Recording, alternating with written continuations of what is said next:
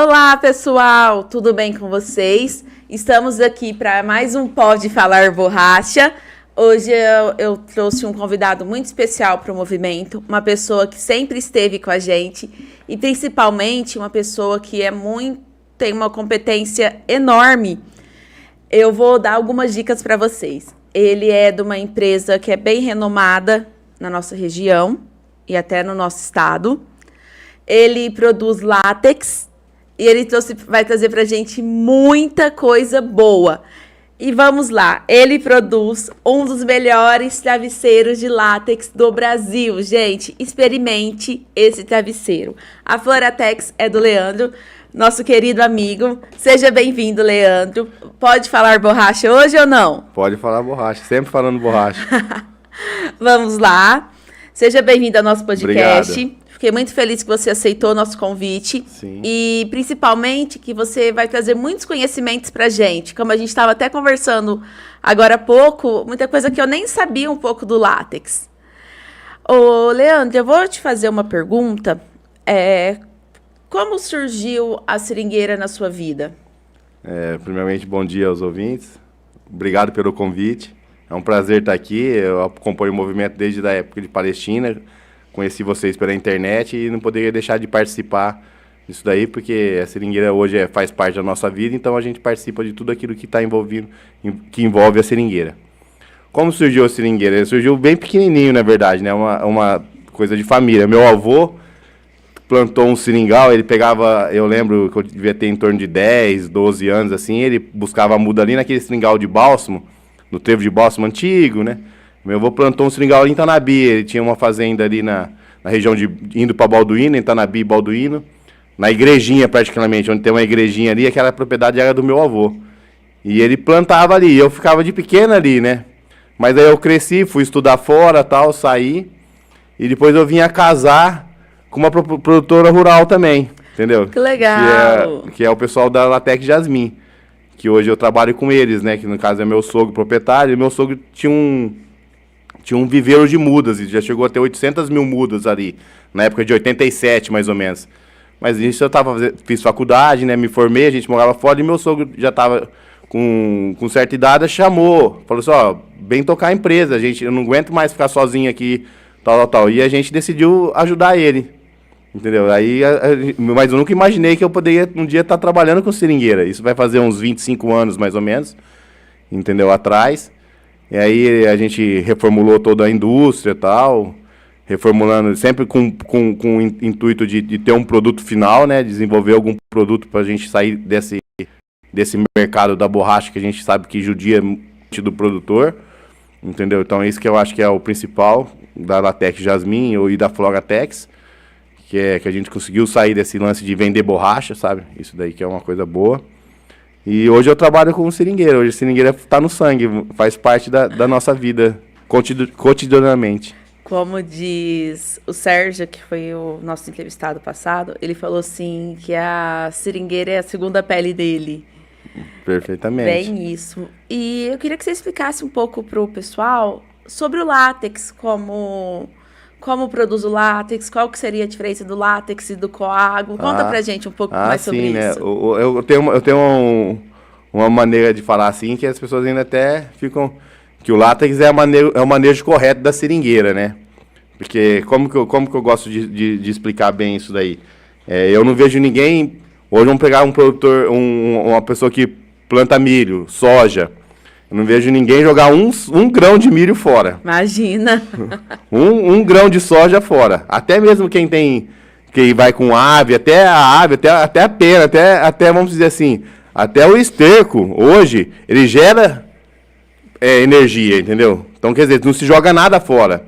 E o produtor de seringueira, quando ele faz a borracha, quando ele vende o coágulo dele, eu falo assim, no mínimo ele está jogando 30% da sua produção fora. Então, quer dizer assim, numa crise dessa, você produtor de coágulo, você jogar 30% fora da sua produção, aí a pessoa fala assim, mas você é louco falar um negócio desse. Eu falo 30% porque se for 30% eu ponho no meu bolso, eu falo assim.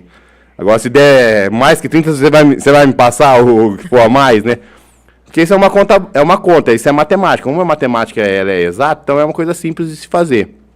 A cada quilo de borracha, produzido por você, hoje, você é produtor, se você fizesse o leite, ia dar 1,7 kg de látex. Então, só aí você aumenta, mas o preço é menor.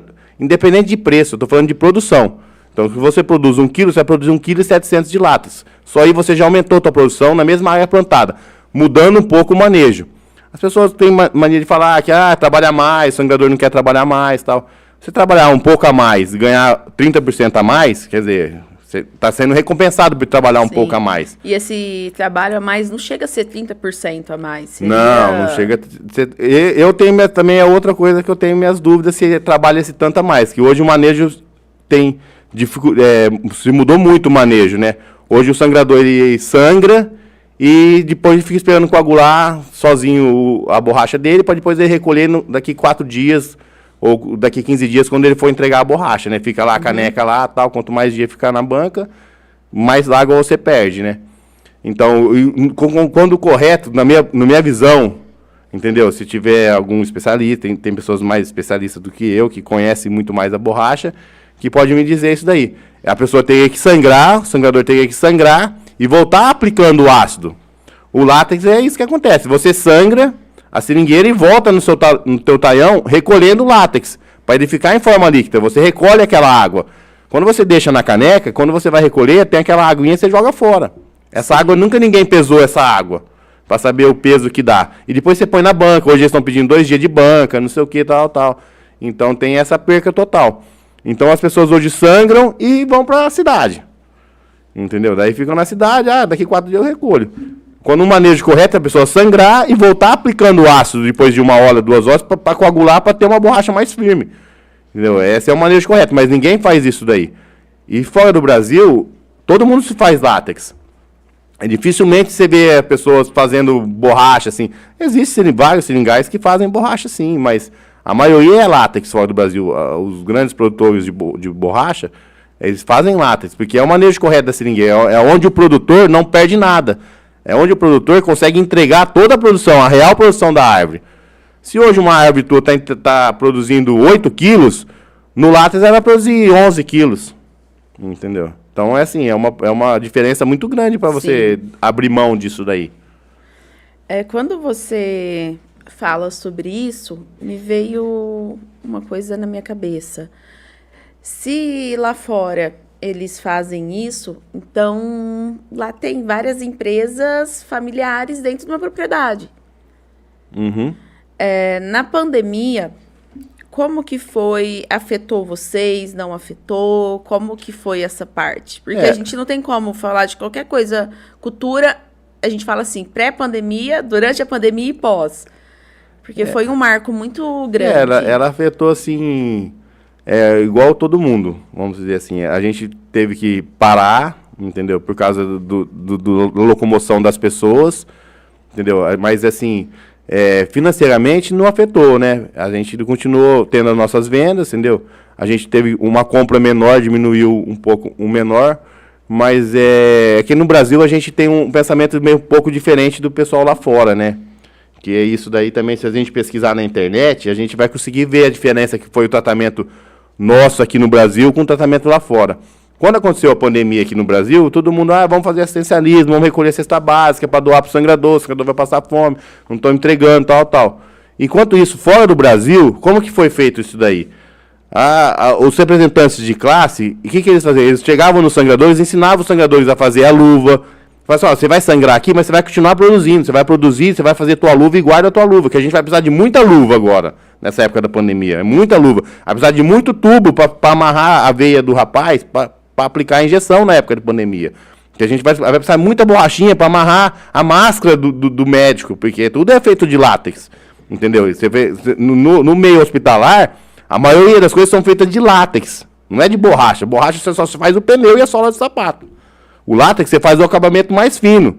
Entendeu? Você faz a luva, a máscara, você faz o cinto que amarra o médico, a borrachinha que amarra a agulha que vai aplicar. Que as agulhas hoje são de plástico. Não sei se você percebe que não é mais agulha de ferro, né?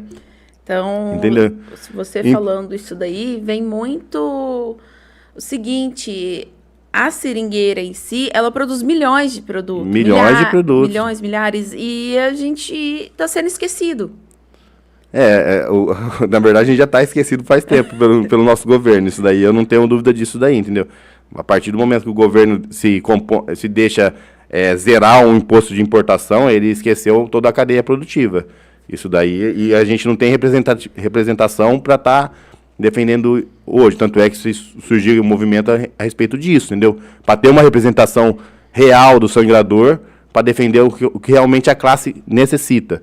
Entendeu? Quando o Leandro fala de zerar o imposto, seria do látex, porque hoje o imposto do GEB, que seria da borracha, ele tá 3,2, e o pessoal do movimento a gente está esperando análise de Brasília, né? A gente está pedindo 22%. Mas quando você fala isso para mim, eu falo, pô, peraí, a gente também tem que lutar pelo látex. O látex ele já é zerado o imposto faz tempo, né? A gente nunca teve uma representação de pessoas que falam assim, não, o látex é importante.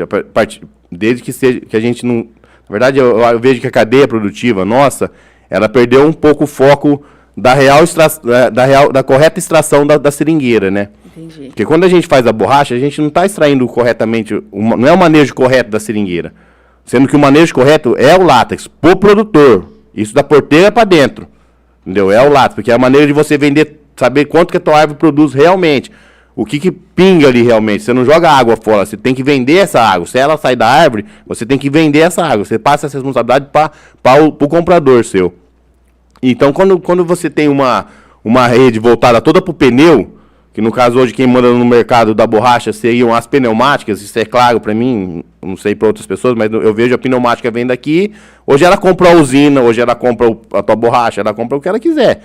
É uma multinacional, ela vem aqui, a Michelin chega e fala, vou comprar desse preço, ela paga, se ela não quiser, ela não compra, ela faz o contrato como ela quer. Quando você tem essa cadeia voltada para a borracha, aí ela dita o preço que vai comprar, ela fala assim, eu vou pagar tanto, entendeu? E põe o imposto, e eles têm um lobby muito grande com os deputados, com os senadores, com governadores, tal, que a gente sabe como que é, e eles conseguem manipular todo o mercado. Sim. E quando o látex como um látex, aí você fala, mas o látex, se todo mundo produzir látex, você vai conseguir vender esse látex? É uma grande pergunta que as pessoas me perguntam, né? Se tem mercado para isso. Na verdade, a gente tem mercado para muito mais do que isso. A gente tem grandes pneumáticas do látex. Mas só que é muito mais barato eu importar o látex. Hoje, se eu parar de comprar o látex do meu produtor e importar, fica mais barato para mim do que eu comprar, produzir aqui e vender a produção. Olha, entendeu? Isso chega a ser até cômico, porque a gente está vivendo de uma commodity, uma árvore que ela é brasileira, uma árvore que é nossa, ela foi mandada para fora, roubada. Lá fora as pessoas produzem. Lá fora tem agricultura muito mais familiar do que a nossa. Os trabalhos de lá, nós não podemos falar que é escravo, mas é análogo à escravidão, igual ao do Brasil. A gente paga imposto, daqui a pouco, acho que até para respirar, né? Hoje a nossa carga tributária é grande. Só falta imposto para a gente respirar. A gente tem uma carga tributária muito grande. Aí você vira e fala para mim que é mais barato você trazer um produto seu de fora, porque o imposto é zerado, aí você vai ter que pagar frete, vai ter que pagar várias outras coisas, do que você comprar o imposto do seu vizinho, ou comprar o produto do seu vizinho, na verdade. Então, assim, o Brasil, eu acho que está precisando voltar a olhar para a seringueira, como volta a olhar para o milho, como olha para uma soja, como olha para algumas coisas. Porque, assim, a gente tem... Hoje, o Brasil... Eu vou falar um pouco agora do GEB. Hoje, o Brasil, ele é uma das maiores rodoviárias do mundo. A gente só tem rodovia aqui. Só tem rodovia. Então, assim, a rodovia é pneu. E a gente está tendo esse... A gente não está tendo esse retorno. Então, e sim, a gente tem que pensar grande, a gente não tem que pensar pequeno. Quando a gente lida com uma pneumática, a gente está falando de empresa multinacional, a gente está falando de trilhões de ganhos. O ano passado foi ganho recorde das pneumáticas. E estávamos dentro de uma pandemia. Esse ano, a gente está importando o GEB a rodo. Então, as coisas não estão batendo. Aí você vai conversar com o governo. Eu falo governo estadual, federal, municipal, vai conversar com políticos. As pessoas falam assim, isso não é de importância. Meu, como não é de importância? São 100 mil famílias que dependem do látex, porque é através do látex que você faz o jebe, que você faz um pneu. Então, são 100 mil famílias, postos de emprego que dependem podemos chamar de ouro branco, sim, porque é uma árvore que dá bilhões de produtos. Eu digo até mais que 100 mil famílias, na verdade, porque você vê que o Brasil não produz aquilo que consome, né? Então, quando a gente não produz aquilo que consome, a gente vai ficar altamente dependente de países do exterior. Isso eu falo, não é só assim, o produto pneu, borracha, não, é para segurança nacional. Isso é utilizado no exército, isso é utilizado numa guerra, isso é utilizado na própria pandemia. A gente teve que importar luva e tubo numa pandemia, entendeu? Se acontecer uma crise humanitária aqui no Brasil, tomara que não venha acontecer, não tô falando, a gente vai depender de outros países. E aconteceu isso aí, os hospitais no Brasil, quando teve a pandemia, ficou limitado a luva, ficou limitado a tubo, ficou limitado a isso, porque, na verdade, os países que produzem, falaram, não, vou atender minha população, depois o excedente eu vou exportar, entendeu? Isso ficou claro na pandemia. Então, a gente não tem como dizer assim, a gente não tem a suficiência de nos defender, no caso, se a gente precisar disso daí. Tomara que não venha precisar, tomara que a pandemia passe e não tenha outras pandemias, né? Mas se a gente precisar realmente, a gente não vai ter. Entendeu? A gente não vai ter luva, a gente não vai ter indústria que vai fabricar isso daí, porque não vai chegar o produto para nós. Uma pandemia que aconteceu. Foi um excesso de gente pedindo látex. A gente recebeu telefonema do México, de outros países. Uma coisa assim, mas vocês não têm látex? Porque fora do Brasil, a China comprou praticamente todo, porque ela estava atendendo o país. Ela queria atender o país dela. E uma alta hospitalar violenta. Então, dependia da borracha. Aí todo mundo falou assim, mas a borracha, o pneu parou de consumir e o pessoal parou de comprar. O látex continuou comprando. A gente tinha para quem vender, mas a gente tinha quem produzisse. Entendeu? Essa que é porque, na verdade, você fica assim, a indústria vai comprar. Entendeu? Mas se a indústria ela vai ter a venda final, aí você injeta o teu dinheiro. É uma cadeia bem complicada nesse daí, mas assim... O Brasil tem que mudar os olhos, os políticos têm que mudar esse olhar, entendeu? A gente não podia ficar dependente de cinco indústrias mundiais, entendeu? Que no caso eu falo que são 5 pneumáticas que são as top do mercado. Hoje o mercado, a gente é pequeno nisso daí porque a gente nunca teve um olhar para isso, né? A gente é grande no gado, porque a gente tem um olhar para isso, a gente é grande na soja, porque a gente tem um olhar para isso. Em algum momento que a gente teve o olhar, foi quando a ministra Tereza foi ministra da Agricultura, era uma grande produtora, junto com o Temer, eles taxaram lá, aí deu um buzz, entendeu? Depois a gente teve um lance deles fazer esse jardim suspenso de planta, fazer uma coisa, tipo assim, sabe? Parece que é uma coisa orquestrada para a pessoa não plantar mesmo, sabe? Que eu não consigo entender o pensamento deles. Quando você fala isso daí, eu acho que essas pessoas são assim, eles nunca viram uma seringueira na vida... E não sabe como que faz, porque os políticos, de vez eles nos ajudar, eles parece que faz ideia mirabolante. Sim, tipo, é umas coisas que assim, eu acho que a pessoa nunca foi numa propriedade rural para falar uma coisa dessa. Eu acho que são coisas orquestradas mesmo para tirar a produção dali. Como bem, tem um pessoal que é mais bem financeiramente, que comanda essa cadeia, então eles fazem isso orquestrado para manter a gente, como se diz assim, na linha deles, né? No trilho deles, né? Igual a gente fala assim, a gente é toda uma cadeia voltada no carro, né? No transporte, né? Mas se a gente pensar e voltar um pouquinho atrás, entendeu? A gente construiu uma estrada de ferro no meio da Amazônia, entendeu? Para exportar borracha, entendeu? Aí aquele pessoal construiu ferro, morreu milhões de pessoas, porque o Henry Ford precisava de borracha brasileira. Então a gente era o maior produtor de borracha do mundo. Entendeu? Daí, de lá para cá, a gente sucateou nossas linhas férreas, entendeu? Envolveu-se com pneu e não produziu pneu, sabe assim? É uma coisa assim, então é uma coisa, é meio cômico. É meio... Entendeu? Mas é a realidade do pensamento do brasileiro, entendeu? A gente joga na lona para depois se gastar o dobro para... Isso faz parte do político brasileiro, né? É uma pena, mas a gente tem políticos bons, né? A gente vê que tem pessoas, os nossos políticos aqui do estado, tem bastante produtor de borracha, né? A gente tem o próprio Valdomiro, que está dando uma força aí no movimento, é um produtor de borracha. Tem o Aloysio também, que foi deputado, é um produtor grande de borracha. A gente tem alguns governadores que também são produtores de borracha, entendeu? Então eles estão sentindo também na pele isso daí.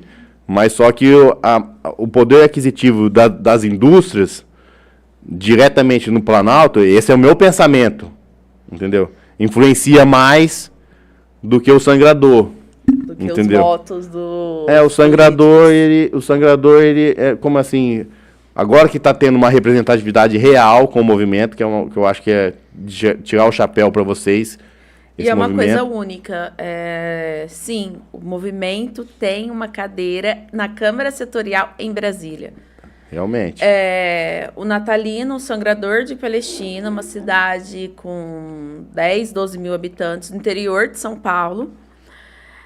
Nós podemos chamar hoje Rio Preto como a capital da borracha, né? Porque nós temos empresas, a maioria das usinas beneficiadoras são da nossa região, as empresas, associações mistas que ditam preço, a maioria são da nossa região. Então, e é tão doido, né? Porque a seringueira, ela veio da Amazônia, lá da região, Chico Mendes, e a capital da borracha se tornou Rio Preto. Então, Palestina é uma cidade... Você nunca imaginava que um sangrador de Palestina ia para Brasília defender a gente. E quando o Natalino tá lá, eu falo Natalino porque ele é o presidente, então ele que é a cara do movimento. Ele defende também essa parte do látex, a parte da borracha, tudo. E você, Leandro, você conseguiu trazer para mim muitas curiosidades sobre o látex. Quando você fala sobre a luva, que lá fora fazia isso. Por que não a gente trazer isso para o Brasil? Por que não a gente não fazer vários MEIs, microempresas familiares que tenham lá fora? Então, falta um pouco... Eu acho que falta um pouco desse olhar do político, mas também não só do político, também do produtor, também do sangrador. E quando você me diz que eu perco pelo menos 30% e tem propriedade que chega a perder 60%, você, peraí, eu vou perder 60%. Tá, beleza, mas eu vou vender mais caro, vou vender mais barato. Mas esse 60% que você está vendendo mais barato dá muito mais do que você está vendendo. Com certeza. Então, a gente tem que fazer muito essa conta. E eu acho que falta um pouco dessa agricultura familiar, como nós temos em outras culturas, como a gente tem no frango, lá no sul do Brasil, essas pequenas empresas, essas pequenas granjas, como nós temos também do alho. E remetendo um pouco isso, vem os bolsões dos Estados Unidos, como cada estado a gente fala, né, que é o do algodão, da soja, do milho. Por que não fazer a região de Rio Preto um bolsão não só de cana e gado, mas também um bolsão de seringueira? Seringueira olhando também para o látex e para o jebe. Eu queria que você falasse assim para mim, como surgiu essa ideia do travesseiro? Sim, justamente pensando nisso, né? Como a gente sempre, desde 87, a gente plantou, tinha um viveiro de mudas lá, a gente vendia muda e tal. Aí a gente começou assim, vender muda, né? Mas vamos produzir o coagro também, a borracha e tal. Daí plantamos a seringueira e tal, com muito incentivo do seu Roberto, né? O Robertão, né? Que é conhecido na época, ele que era um dos incentivadores lá do nosso seringal. Aí plantamos a seringueira, daí passou disso, mas agora vai vender borracha, vamos produzir alguma coisa. A gente sempre foi, vamos produzir alguma coisa. Vamos centrifugar, né? Aí a gente começou a centrifugar o látex, porque a gente fazia o tubo cirúrgico. Se você for hoje numa farmácia, você não compra mais aquela borrachinha para fazer estilingue, né? Antigamente você comprava em qualquer farmácia, ia lá comprava. Hoje acabou aquele tubo lá, hoje não tem. E é uma coisa fácil de produção, né? A gente começou a fazer tubo. Então a gente pegava o nosso látex, centrifugava, isso daí caseiro, com caixa d'água, sabe? Jogava o látex na caixa d'água, tal, tudo coisa assim, que dá para fazer em pequenas propriedades. A gente fazia o tubo e vendia direto o tubo para farmácia, né? Daí começamos fazendo assim, daí continuamos centrifugando, daí fomos crescendo na centrifugação do látex. Aí com o tubo ficou uma coisa assim, as grandes indústrias começaram a aparecer, tal, a gente começou a pensar, o que a gente vai fazer? Aí fomos um pouquinho para a luva, mas a luva dava um pouquinho mais de trabalho, tinha que ter um látex mais fino e tal. Aí a gente aí começamos a estudar o que geraria maior valor agregado no produto. Entendeu? E pesquisamos. Isso daí fora do Brasil, desde 1975 já se produz espuma de látex fora do Brasil, né? Hoje existe 5 indústrias que fabricam espuma no mundo. Entendeu? A gente é a sexta, a única da América do Sul, da América que fabrica esse tipo de espuma. Você está me falando que existe 5 indústrias no mundo que produz o seu produto. Esse tipo de espuma. Você é a sexta, é a única da América? Da América do Sul. América do Sul. É, América Latina, na verdade. América Latina. Aí, ele é a única empresa da América Latina, sabendo que a seringueira é brasileira.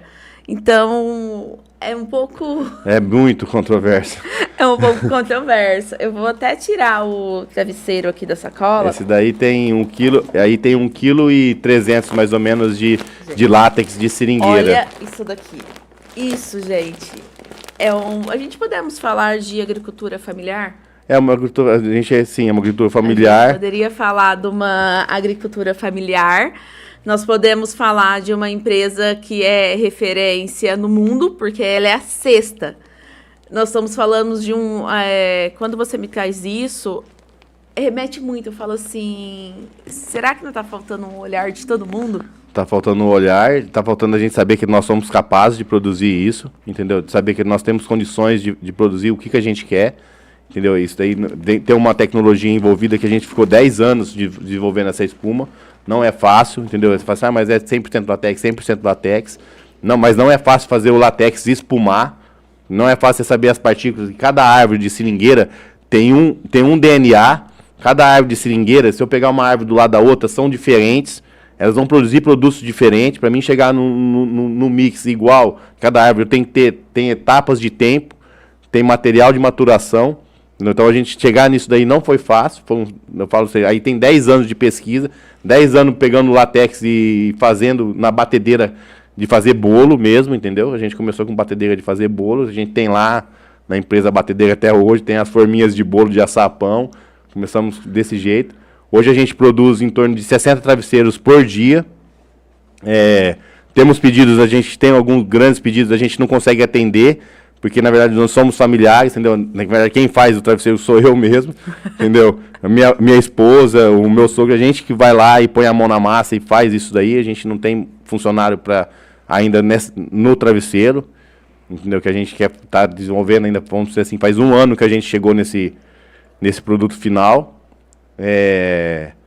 mas o que falta mesmo é a gente acreditar que nós somos capazes, que o sangrador é capaz de fazer um produto dele lá. Ele não precisa vender o coágulo dele. Ah, mas se todo mundo for fazer, é assim que começa.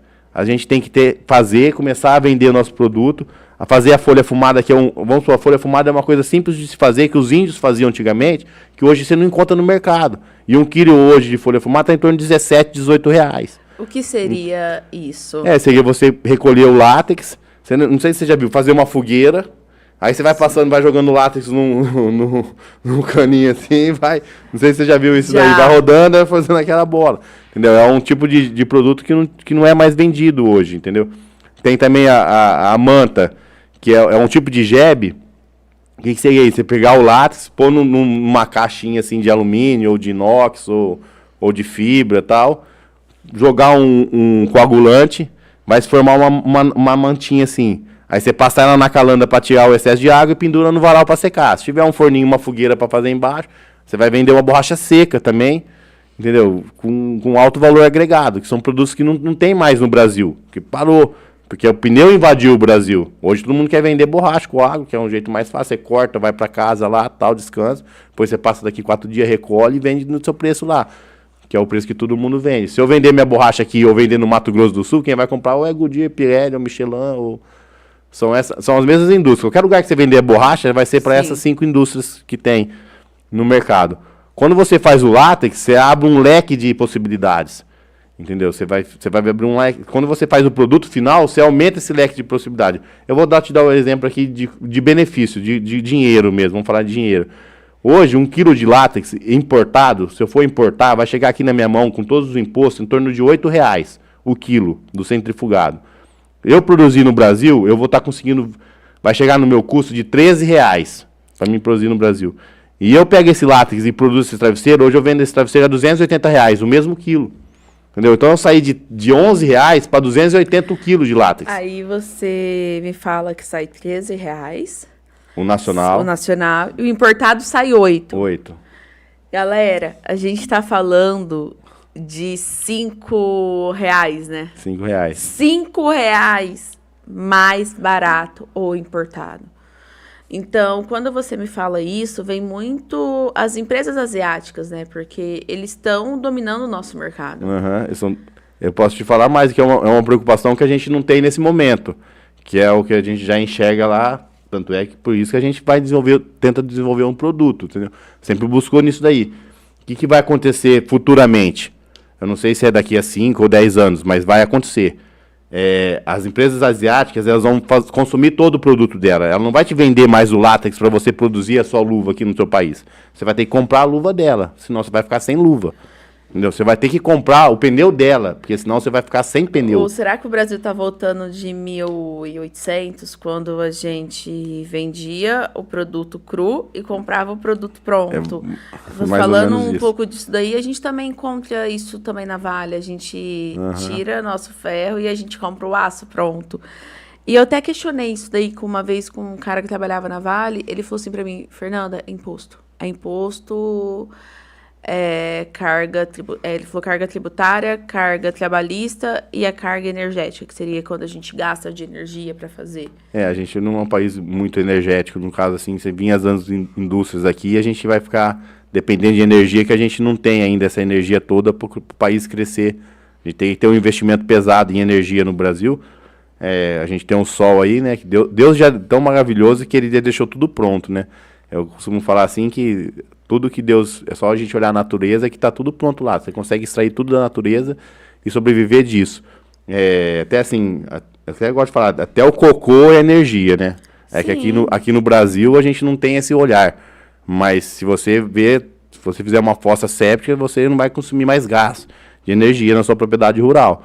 Entendeu? A galinha, o cocô dela lá, ela vira adubo, vira... Entendeu? Se você... Hoje eu brinco, eu falo que do boi eles só não aproveitam o berro ainda. Só o berro ainda. Porque do restante, e mesmo da seringueira, a placa solar, ela vai borracha. O microfone que a gente usa vai borracha. Então, tudo.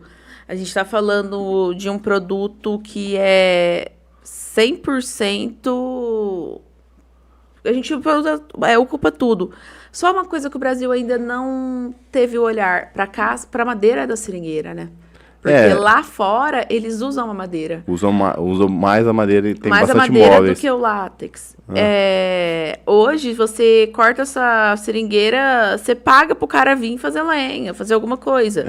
Hoje em dia, para fazer a limpeza, você paga pro cara lá cortar. Fora do Brasil já utiliza bastante a madeira, né?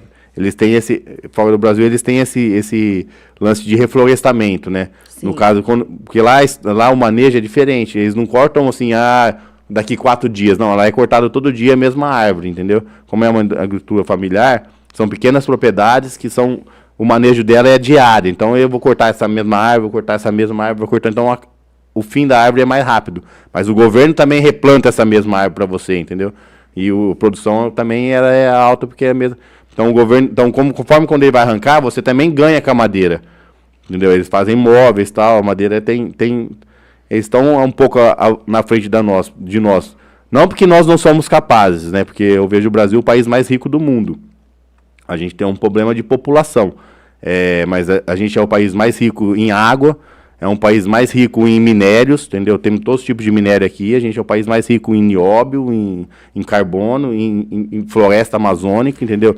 E a seringueira também, a gente tem essa parte da camada de ozônio, né? Sim, do ozônio. Sim, a gente tem esse projeto agora, né? Que é fazer a seringueira... A gente ter essa renda a mais, né? Ter essa renda a mais, né, no crédito carbono, né? Que falta... Ainda ter as indústrias que vão fazer essa homologação, no caso. Mas a gente tem um problema nisso daí. Qual que é o problema? Que no estado de São Paulo, a seringueira não serve como reserva legal. Você tem que tirar a seringueira para plantar uma... Você vê para você ver como a mentalidade é. Então, se eu tenho lá na minha árvore, antigamente eu tirei... Hoje eu tenho que replantar, então eu vou ter que tirar um pouco de seringueira para plantar um pouco de mata nativa para voltar. Mas se eu tenho uma árvore já pegando o crédito carbono, até eu vou tirar para plantar outra, aí até ela crescer, atingir a maturidade dela, vai demorar pelo menos uns 20 anos, mais ou menos, 15 anos, né? Então você vê que a gente tem uma imaturidade nisso daí. Mas o Brasil eu costumo falar, o problema do Brasil é o brasileiro, no caso, né? É uma pena isso, mas a gente é o país mais rico do mundo. Se a gente acreditar que a gente é capaz de fazer qualquer coisa, eu não tenho dúvida que a gente consegue fazer. E a energia, assim, do Brasil, a gente tem a energia eólica, né, que seria do vento, a solar e a hídrica, que é da água. Então, falta um pouco... Todas naturais, né? Todas naturais. Temos 3 safras no ano. Que país do mundo que tem 3 safras no ano? Brasil, gente. Alimenta 1 bilhão e 300 mil pessoas no mundo e temos 30 milhões passando necessidade no Brasil. Entendeu? Então, a gente tem umas controvérsias assim que é meio... Sabe assim? É meio doido. Meio doido, né? Entendeu? A gente somos os países mais ricos em commodities do mundo, mas não ditamos o preço de nenhuma commodities. Entendeu? A gente é o país de commodities. Se tem um prédio em Dubai, é ferro brasileiro. Entendeu? Se tem um carro elétrico, o nióbio vai ser brasileiro. Entendeu? Você acha que o Limontes foi para a Amazônia dar energia pro pessoal lá? Internet de graça. Entendeu? Internet é de graça. Porque o que ele está interessado? Então, assim, mas aí chega um americano aqui, eu tô falando como brasileiro. Mas se chegar um americano sentar aqui, americano, cara tal.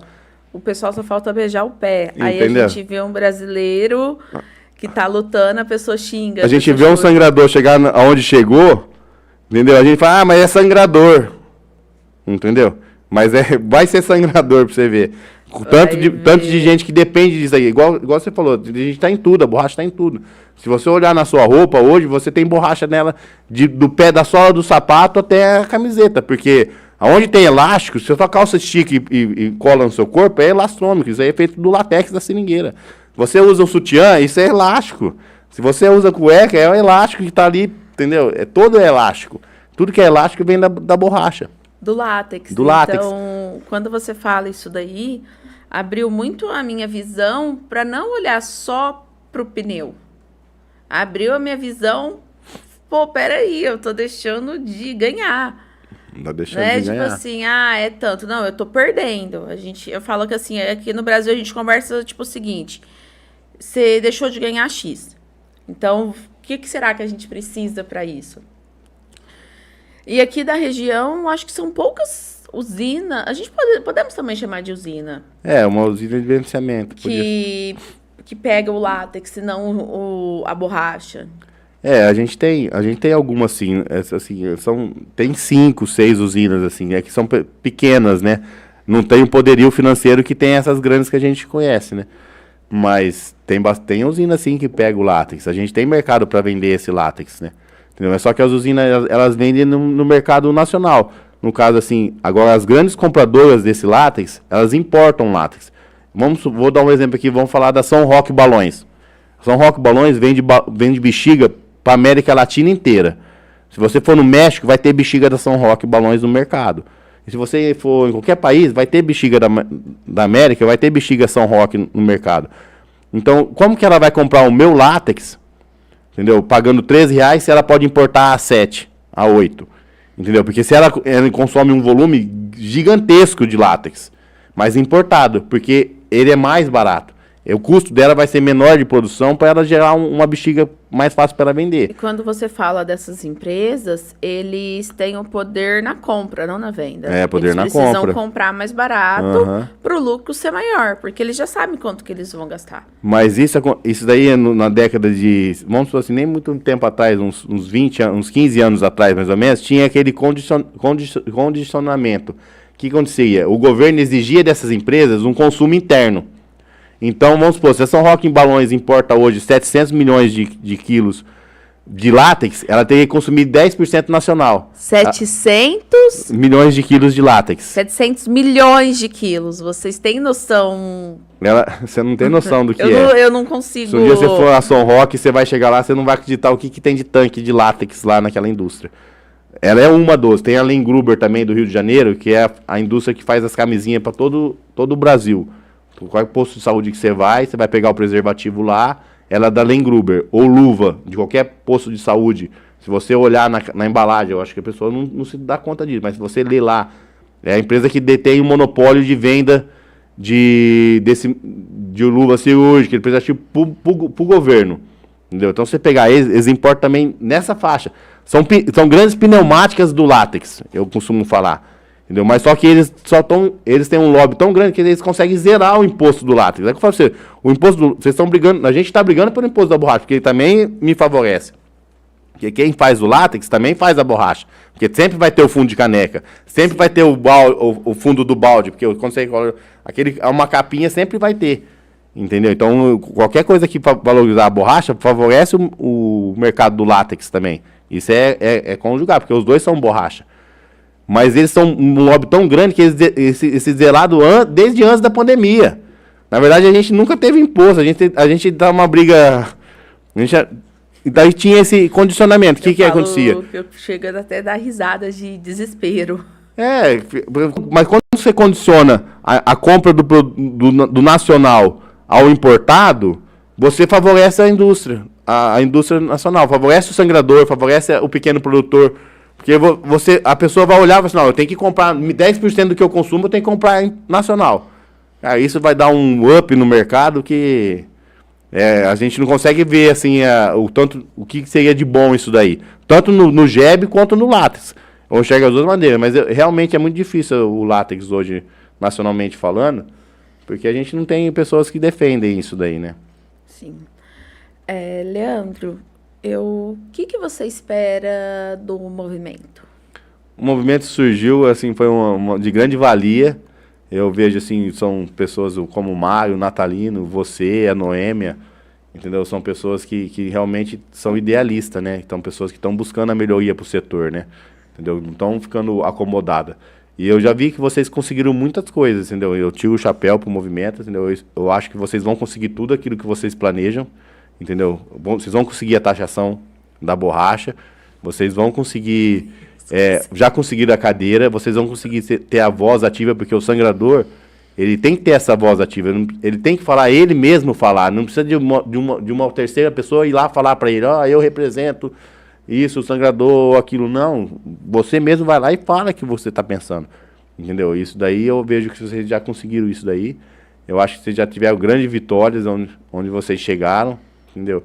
Eu fui, desde o primeiro momento, eu fui em Palestina, eu acompanhei isso daí, desde o primeiro momento eu estou fazendo o que eu posso para ajudar, entendeu? Assim, eu sei que, aí você fala assim, mas você tem a usininha lá, a gente sabe que vocês têm essa barreira em relação à usina, que dita, que quer falar que põe preço e tal, mas a usina de látex é diferente da usina de borracha, entendeu? Eu não tenho esse poderio de falar, eu vou pôr preço no teu mercado, vou fazer...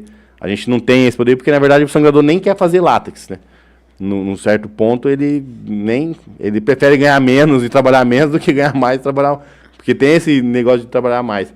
Mas o movimento, ele é uma coisa, assim, fundamental hoje para o mercado, né? Eu vejo, assim, que ele surgiu e conseguiu unir uma classe que estava desacreditada, tipo, conseguiu unir o Gerim, o seu Antônio lá de São Paulo, que são os da cadeia produtiva de São Paulo e nacional, que eles estavam desacreditados desse mercado, porque eles falam assim, toda vez que a gente vai sentar lá, chega o pessoal lá e fala, vai ser assim, e eles tinham que abaixar a cabeça. Hoje eles estão, parece que deram uma vida neles, eu vejo isso pela internet.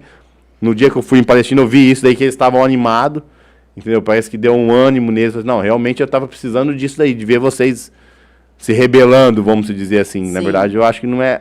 Se rebelando seria a palavra... Grosso modo. Grosso modo, né? Assim, mas eu acho que vocês estão de parabéns, entendeu? Eu pode contar com a Floratex, sempre, entendeu? Eu já falei isso pro Natalino, já falei isso pro Mário, entendeu? Quando vocês quiserem, o que eu posso fazer nesse momento é estar dando uma tecnologia nacional para mostrar para esse pessoal que a gente é capaz de fazer isso daí. Inclusive, pessoal, eu vou até na empresa do Leandro. Conversei com ele, eu quero mostrar para vocês isto, porque é um ouro isso daqui pra gente. A gente pode bater no peito do Brasil e falar. Nós somos a sexta empresa do mundo, a única empresa da América Latina a produzir espuma. Então, a gente vê... Acho que a gente tem que... eu sempre vi isso, assim. Sempre a gente tem que ver o mercado nacional. Sempre a gente tem que apoiar o mercado local, sempre a gente tem que ter esse olhar para o Brasil crescer, porque lá fora é muito valorizado. E no Brasil não. Por quê? Que a gente copia tantas coisas de fora,